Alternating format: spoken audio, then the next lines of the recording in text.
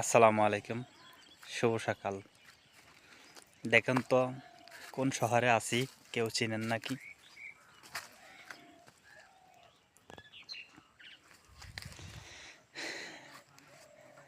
প্রায় 1 বছর পরে আসলাম দেশের বাড়িতে। আসে আবহাওয়াটা অনেক সুন্দর দেখতে পারলাম। একটু দৃশ্য দেখেন।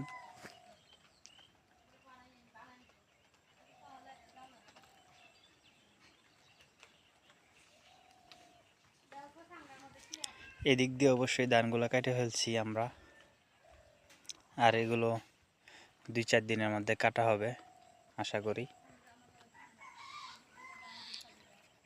অনেক দেশে বাড়িতে আসলে শীতের সময় অনেক আরাম, ঠান্ডা ঠান্ডা আবহাওয়া এবং কুয়াশা পড়তেছে। অবশ্যই ভালো থাকবেন, সুস্থ থাকবেন। খোদা হাফেজ।